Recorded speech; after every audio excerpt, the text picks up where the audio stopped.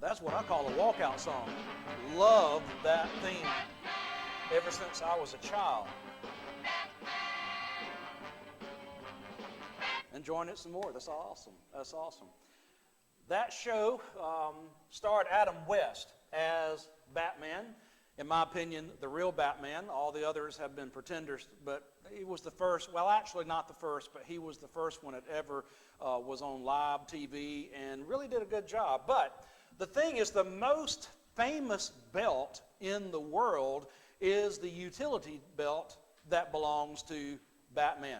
Okay? In fact, that belt was inspired by the comic book version, which is very similar. And this belt has gone on to inspire every version of the Batman utility belt in all the live action movies since 1989.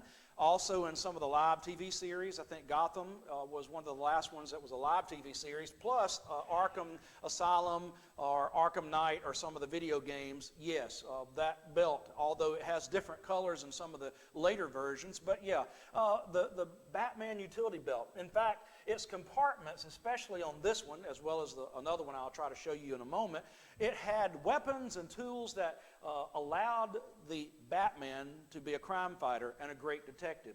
The thing was, he's just a man. He had no special powers. He was an expert at martial arts, so he knew how to fight. He was a brilliant person, had the ability to be a detective and a scientist all rolled into one. But other than that, he's just a man. But with that belt, he was able to do some amazing things. Now, take away his belt, he's still a crime fighter, he's still a great detective, but he's incomplete. But with that belt, he could be formidable. Try it again, formidable. All right, that is, he could be really bad. All right, the belt itself could be used as a weapon. Also, I think one of the later Batman images, that one right there, this is the Michael Patton version. His movie's coming out in 2022. Although you can't really see it, and I apologize, same belt, only it's black. And of course, it's got a lot of the pouches, but it serves the same thing, to allow him to be able to do his job fighting crime. You say, well, is this a sermon or is this a shout out for Batman? Well, maybe a little bit of both. Another image I will show you of a belt is, yes, you guessed it, I had that when I was y'all's age, okay? When I was growing up in the 70s, my mom bought me the Batman utility belt. I even had a costume for a while, although I quickly outgrew it, and I loved with that, but had the walkie-talkie, had the handcuffs, it had a little, although you can't see it in there, had a little black plastic bat gun, okay? You had to call it bat everything, bat talkie, bat whatever, bat gun. And I would put that on and I would play Batman to my heart's content. That is until it began to get a little tight, and it always kind of dug in because apparently I was still growing, but plastic belts don't grow with you. But that was a fun time. However, when we think about the armor of God, as we continue our series on the armor of God, we're to put on the belt of truth. In fact, we're to put on the whole armor of God so that we can stand firm. And we are looking at this catalog of armor. Last Wednesday night, we talked about the shoes of peace. Well, tonight, we're talking about the belt of truth. And of course, obviously, this is a more biblical belt than that of Batman. But I promise you that the belt of truth is far more than a fashion accessory. It is something that's absolutely important. The Bible says in Ephesians chapter 6, verse 14, "So then, take your stand, fasten truth around your waist like a belt." So, as we think about the belt of truth, I want you to note that it's a symbol of support. A belt is going to hold your pants up, or in this case, hold your robe up. In the Old Testament, New Testament time, men sometimes wore these long flowing robes, and so when they needed to walk or run or do work, they had a belt, sometimes leather, sometimes it was a sash. They could pull up their robes, tuck it in, so that they could do what they needed to do and not get tripped up. Now, Roman soldiers, on the other hand, they could do that, but some of them, they didn't always wear the kilts. That's what that is. It's not a skirt, okay? It's a kilt. Some actually had pants that looks more like cargo shorts of today. Things changed over the centuries, but their belt also connected to their armor. It held their armor in place, and it allowed them to be able to put their sword on the side for intimidation purposes, also the small dagger. Other versions of that belt might be a little bit wider, might be a lot more decorative metal to show the status of that soldier. In fact, that belt is called in Latin a cingulum, okay? And Dr. Matt Sanders says that Paul may have had in mind the large leather belt used to hold the sword and outer clothing in place so that the soldier wouldn't be hindered in action. In fact, some even had what you call a bandolier. It would be a belt that goes across the chest that would be connected to that, where they could put their sword on their chest, particularly for those who are in actual combat situations, where this is more peacekeeping situations. Like I said, things change over the years. But all that was for support. They had what they needed. So they don't have any loose ends to have to worry about. And that belt was also a symbol of security. On that belt, now this one you don't really see it, but other versions, because like I said, things changed a lot over 1,000 years. Sometimes they had pouches on that belt where they could put their coins, their money they got paid for being a soldier, and they could put small bags of salt. You said, why would they put salt in their belt, like a fanny pack? Why would you put salt in it? Because Romans were sometimes paid part of their salary, part of their paycheck, if you will, in salt. The word salary, that's not celery, that's a plant, okay, a vegetable. I'm talking about salary. That comes from the Latin word salarium. Some of you who work a part-time job or maybe a full-time job, you get paid a salary. You are, quote, worth your salt. Well, that's where that comes from. And so that salt could be used just like you'd use it today. Put some salt on your food to give flavor to it. Or it could be used as an antiseptic rinse. Mix it in water and rub it on a wound. It cuts down on infection. I won't go into all that, but it was important.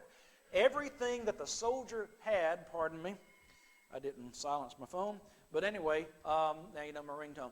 All right, but everything that the soldier needed, the essentials that he had to have for war and peace, he had within easy reach, whether it's a sword, dagger, money, whatever the case may be. He could perform his duty and not be hindered. The Bible says in Isaiah 11:5, righteousness will be the belt around his hips and faithfulness the sash around his waist, talking about the Messiah. Belts are practical. I was in the Canton Academy marching band, and the year was 1982. I was a 7th grader. I was 13 years old. And we were on the field. I remember it was a game night, so we're doing a show. Sometimes you're marching and playing. Other times the band is going to stand still and you play your feature song. That's like your main thing you're going to do before you keep marching. And so one of the trombone players, no, not me, okay, I watched it, but I was not the one that was involved in that. One of my friends had either been sick or had been on a diet. Either way, they had lost a lot of weight. So they're doing their solo or their part of the feature. They have their trombone up, and for want of a good belt, their pants fall down in front of everybody. It was quite embarrassing for them, I'm sure. And so they had to finish their solo, pull up their pants, and try to keep marching to not cause any further confusion. If they'd had a good, strong belt, that would not have happened. In fact, that's why I always wore suspenders with my band uniform. My belt was for show. I didn't trust it, so I wore suspenders. That leads us then to the last points I want to make before we close. The seriousness of the belt of truth, okay? It allows you to have some serious preparedness. A soldier was prepared at all times for all situations. It was his duty to have his gear together, especially that type of belt that connects to the chest plate so everything's in one place and not swinging all around the place while you're trying to fight. For those of you who play sports, it's your duty to have your gear, whether it's football, baseball, softball, basketball, track, soccer, lacrosse, whatever the case may be. In fact, there's no excuse not to be prepared. Paul used the term, I gird myself. In other words, he was taking personal action to make sure he was putting on his, quote, belt of truth, meaning that you don't just stand there and let somebody dress you. Those days are past. I get up in the morning, I'm not waiting for somebody to come dress me. That would be a little weird, okay? I can dress myself, and I put my own belt on. I put my own shoes on. Same thing here. A personal responsibility to do that. And then a serious performance. A soldier serves. A crime fighter fights. A detective is the one who's going around discovering things or uncovering things, okay? And a Christian is meant to serve. The armor of God, in this case the belt, is not meant for decoration. It's not just a fashion statement, although it does make a statement. If you're on the receiving end of that, it tells you that you'd better obey the law, or if not, you may get run through. And you and I are meant to serve the Lord. The Bible says, let your waist be girded and your lamps burning, and you yourselves be like men who wait for the master. Blessed are those servants whom the master, when he comes, will find watching. Luke 12:35-37. So, God's truth, as we close it up for tonight, it gives us support for our spiritual life. It connects our worship and our work together, just like that belt holds everything together on this Roman soldier. Truth, like a good belt, it is what equips you so that you can live your spiritual life unhindered and ready to serve no matter what may be going on around you at a moment's notice. Sometimes you don't even get a warning. You may be called to step up and help out, and you have to be ready for that. In fact, it's your responsibility to use God's truth. So be in the Bible a lot, okay? That personal relationship with Jesus Christ and having His Word in front of you, just 10 minutes a day. Imagine 10 minutes a day. If you're focused on that, that can be life-changing for you this summer. If 10 minutes, then try 30. Try an hour, but at least 10, okay? Be in the Word. Be in prayer. It will hold you up, and it will help you hold out. The Bible also says, sanctify them. That is, the believers, the disciples, whatever. By your truth, your word is truth. John 17:17. And therefore, God's truth can help you be able to pull together and tuck in the loose ends of your life so that you don't get tripped up. The idea, says John MacArthur, is a sincere commitment to fight and win without hypocrisy, self-discipline and devotion to victory, everything that hinders, tucked away. So, I say it one last time. The belt of truth, it ain't a fashion statement. It's absolutely essential. By His grace, go with God.